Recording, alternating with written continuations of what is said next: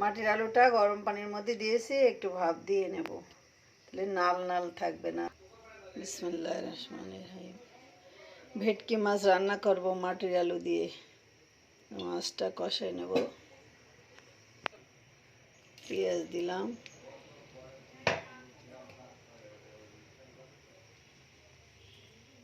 কাঁচা ঝাল,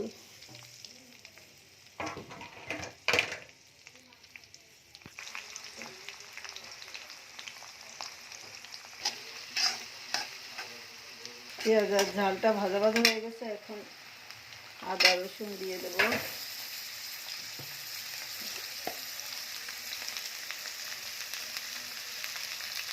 লবণ,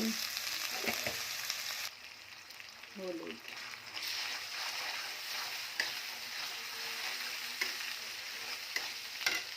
দিয়ে মশলাটা কষিয়ে নেব।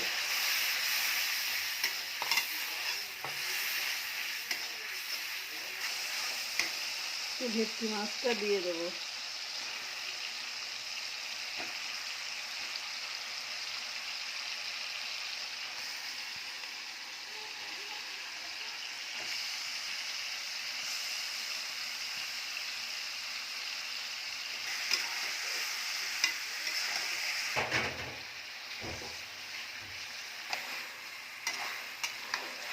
মাছটা কষানো শেষ, এখন নামিয়ে নেব।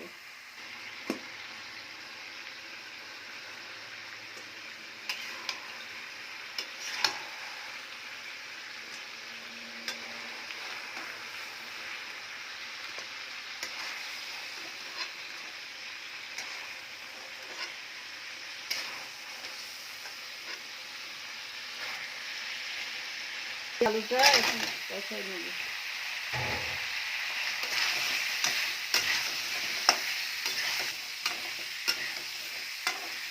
রেশমার আলু দিয়ে ভেটকি মাছ রান্না হচ্ছে।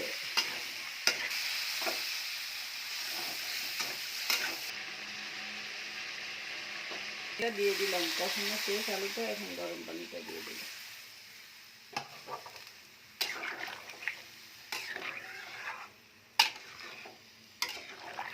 জিরার গুঁড়া এই যে বেটে ওই মাছের মধ্যে দিয়ে দেব।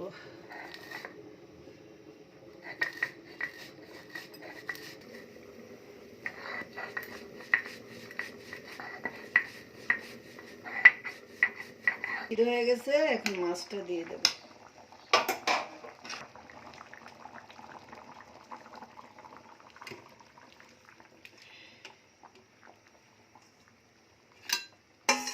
ভাজা মাছ রান্না থেকে কষানো মাছের টেস্ট বেশি। যারা মনে করি তারা মাছের স্বাদই বোঝে না। কষানো মাছের স্বাদই অন্যরকম স্বাদ।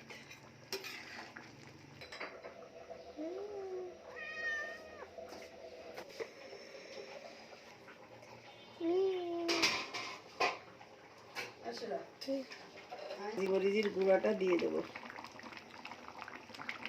হয়ে গেছে আমার রান্নাটা। জিরে মরিচের গুঁড়াটা দিয়ে নামিয়ে নেব। রান্নাটা কমপ্লিট। এখন অফ করে দিয়েছি।